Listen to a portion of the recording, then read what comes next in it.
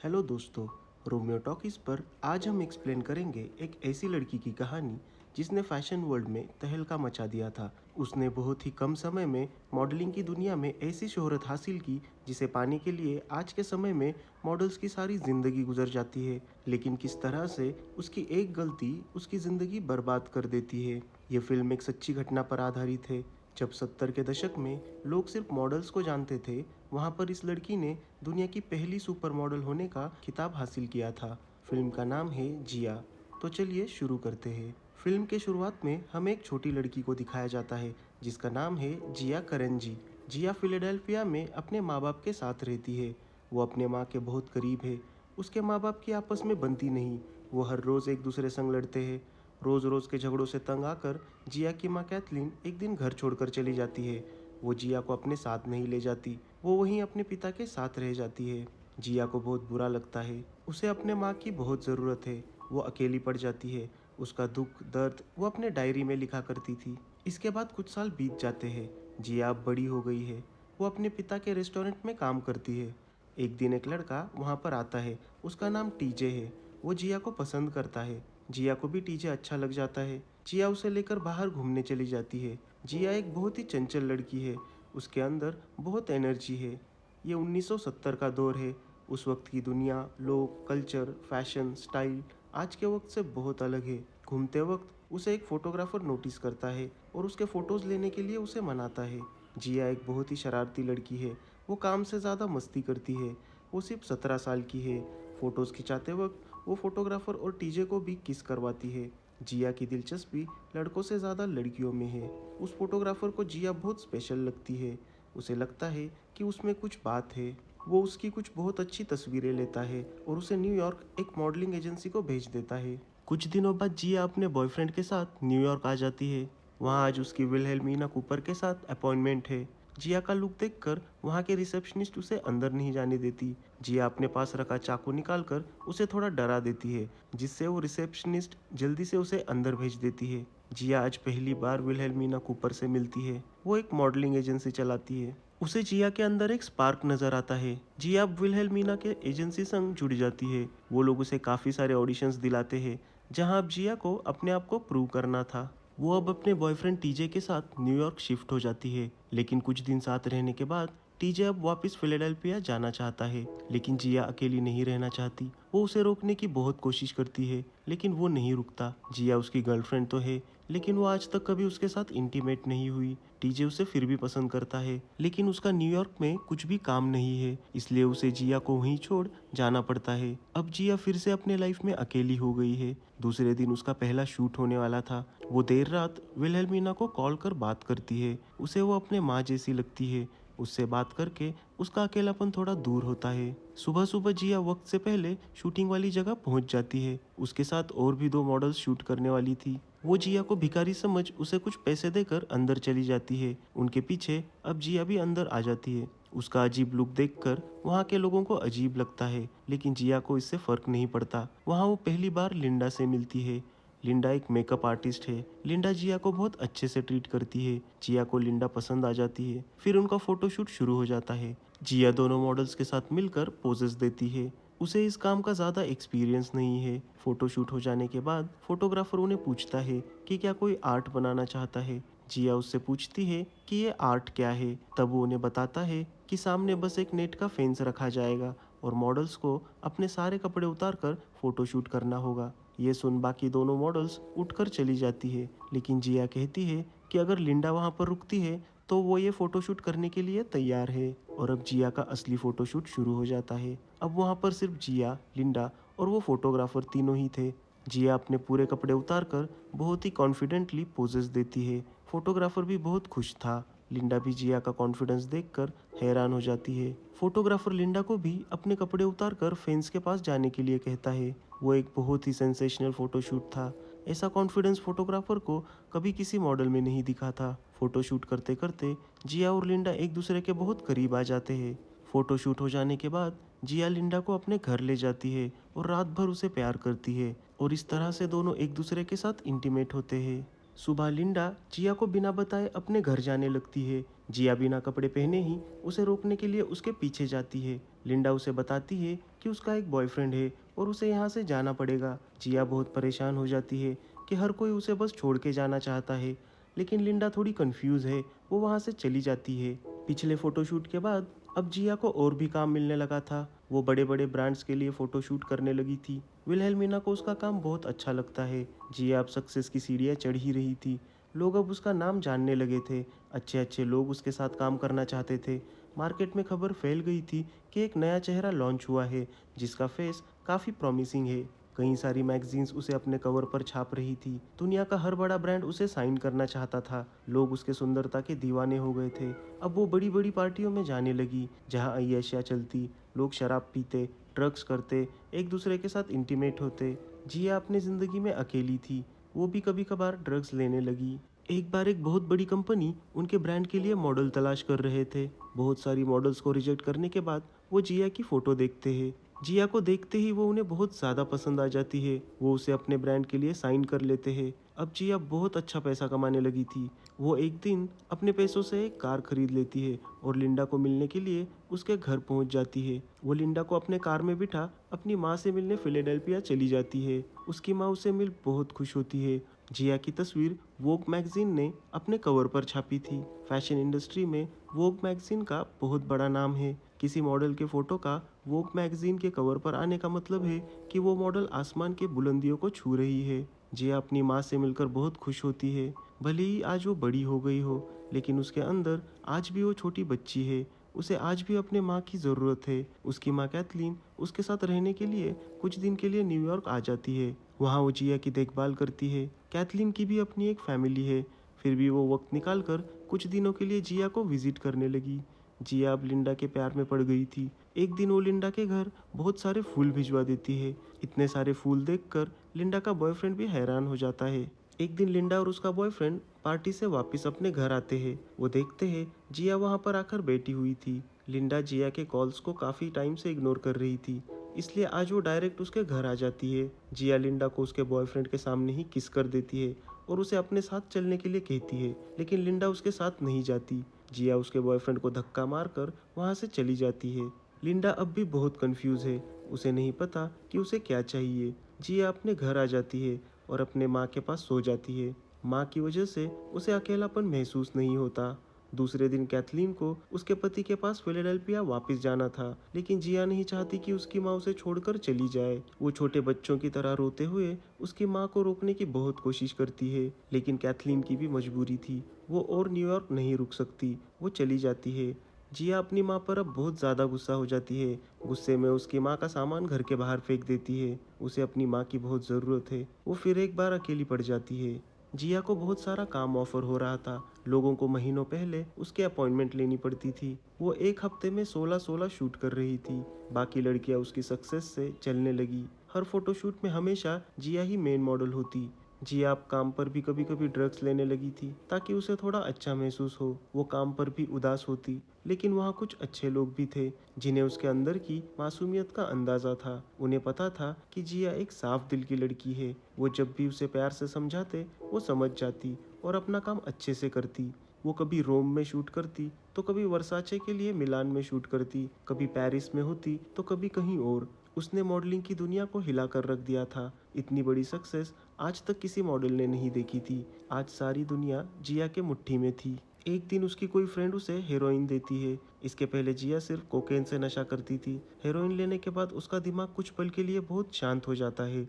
जिया जिस modelling agency के साथ जुड़ी हुई थी, उसकी ओनर विल्हेल्मिना कूपर, जो कि जिया की मेंटर भी थी, एक दिन बहुत बीमार पड़ जाती है। अब जिया की तरफ ध्यान देने वाला कोई नहीं था। उसका अब ड्रग्स लेना भी बढ़ता जा रहा था। विल्हेल्मिना को कैंसर हुआ था और अब उसके पास ज़्यादा वक्त नहीं था। जिया उससे मिलने के लिए हॉस्पिटल जाती है। वो वहाँ पर माइक नाम के एक आदमी से मिलती है जो अपनी नई एजेंसी स्टार्ट करने वाला था। मौके का फ़ायदा उठाकर वो जिया को पुरानी एजेंसी छोड़कर अपने साथ काम करने का ऑफर देता है, लेकिन जिया उसका ऑफर ठुकरा देती है। जिया विल्हेल्मिना से मिलती है। जिया चाहती है कि वो जल्दी से जल्दी ठीक हो जाए। जिया उसे बताती है कि वो भी अब थक गई है और ब्रेक लेकर थोड़ा आराम करना चाहती है, लेकिन विल्हेल्मिना उसे समझाती है उसे इस वक्त रुकना नहीं चाहिए। आज सारी दुनिया उसके मुट्ठी में है।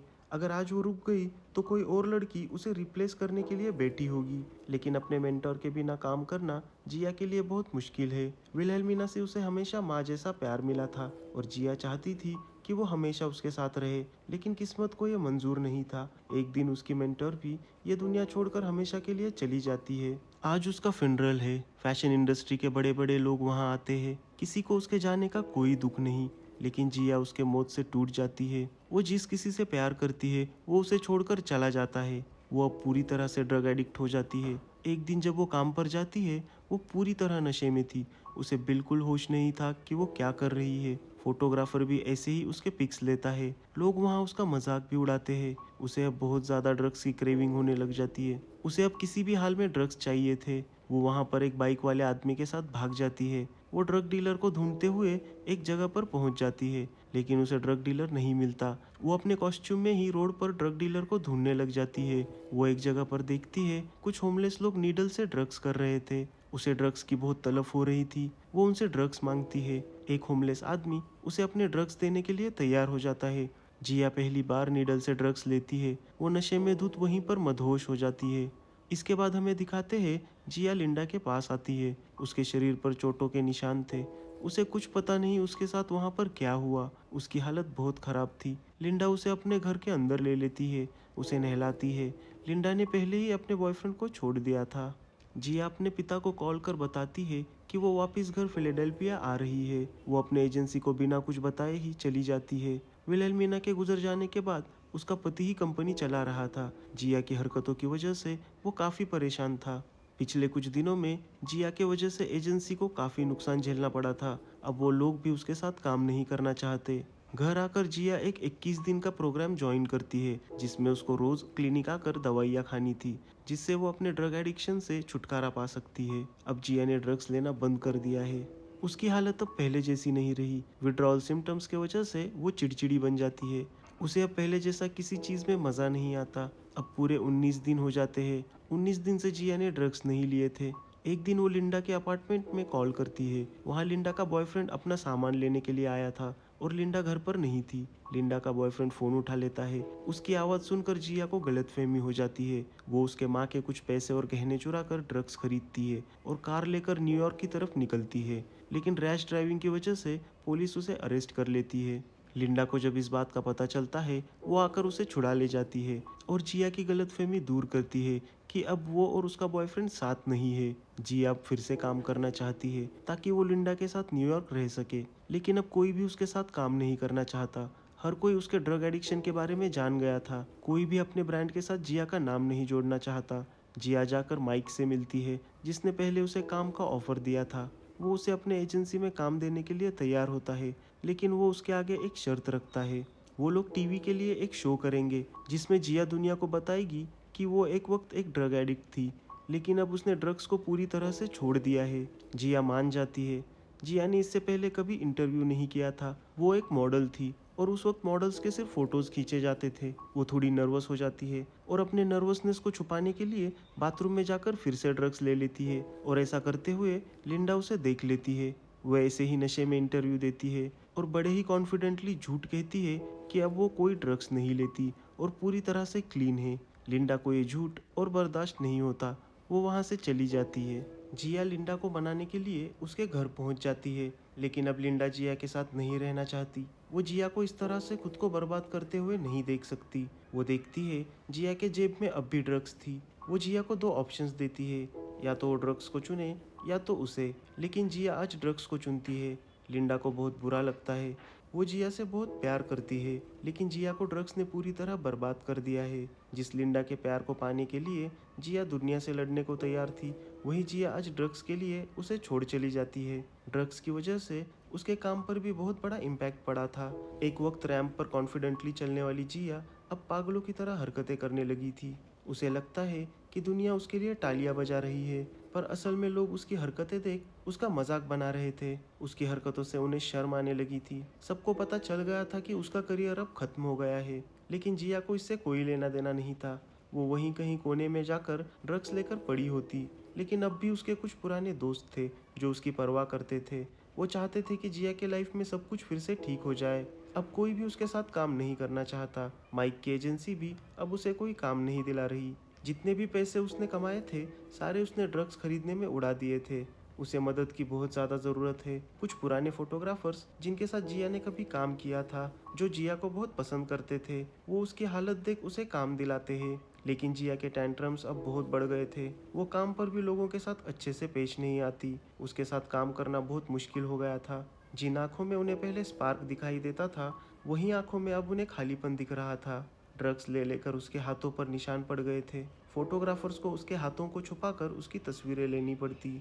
एक दिन जिया अपने माँ को कॉल करके बताती है कि वो अब घर वापस आना चाहती है, क्योंकि उसे अकेलापन महसूस होता है। लेकिन उसकी माँ उसे घर आने से मना कर देती है, क्योंकि पिछली बार उसका और उसके माँ का झगड़ा हो गया था और उसकी भी अपनी पर्सनल लाइफ है। उन्हें जिया के ड्रग एडिक्शन के बारे में कुछ भी पता नहीं। अब जिया के पास कोई अपना नहीं है जहाँ वो जा पाए। उसकी ड्रग्स की लत अब इतनी बढ़ गई है कि काम के वक्त भी अब वो पूरी तरह से नशे में रहती। एक बार एक फोटोशूट के वक्त उसे बिल्कुल होश नहीं रहता कि वो क्या कर रही है। फोटोग्राफर्स वैसे ही नशे की हालत में उसका फोटोशूट करते हैं। जिया का पुराना बॉयफ्रेंड टीजे जिया के बारे में न्यूज़पेपर में कुछ खबरें सुन उसे मिलने के लिए न्यूयॉर्क आ जाता है। जिया ने अब इतना होश खो दिया है कि वो उसे पहचान भी नहीं पाती। वो अपने अपार्टमेंट में ड्रग्स खरीदने के लिए पैसे ढूंढ रही थी। टीजे को देखकर वो उससे भी पैसे मांगती है। बदले में वो उसके साथ इंटीमेट होने को भी तैयार है। उसकी ऐसी हालत देखकर टीजे को बहुत बुरा लगता है। जिया टीजे पर भी अपने नाइफ से हमला कर देती है। ड्रग्स की वजह से उसका मानसिक संतुलन अब पूरी तरह से बिगड़ गया है। टीजे उसे एक रिहैब में भर्ती कराता है ताकि उसकी ड्रग्स की लत छुड़ा दी जाए। जिया अब रिहैब में है। उसकी हालत बहुत ज़्यादा खराब है। शुरुआती कुछ दिन उसके लिए बहुत मुश्किल थे, लेकिन धीरे धीरे उसकी हालत सुधरने लगी है। वो ड्रग्स की लत पर काबू पाने के लिए मेहनत करती है। एक दिन वो रिहैब से लिंडा को कॉल कर उससे माफ़ी मांगती है। उसकी सुंदरता अब पहले जैसी नहीं रही। उसकी ज़िंदगी अब पूरी तरह से बदल गई है। अब ना तो उसके पास पैसे हैं और ना ही अब उसे मॉडलिंग में कभी काम मिल सकता है। वो एक छोटे से कपड़ों की दुकान में काम करना शुरू करती है। वहाँ की लड़कियाँ उसे देख हैरान थी कि कैसे एक सुपर मॉडल की आज ये हालत हो गई है। वो अब अकेली रहती है और वो इतना भी कमा नहीं पाती कि एक कॉफ़ी और टूथपेस्ट खरीद सके। एक दिन उसकी माँ उससे मिलने आती है। जिया के अंदर वो पॉजिटिविटी फिर से जाग रही है। अब वो अपने लाइफ को सुधारना चाहती है। उसे यकीन है कि मेहनत से उसकी सुंदरता फिर से वापस आ जाएगी। उसके लाइफ में फिर से सब कुछ अच्छा हो जाएगा।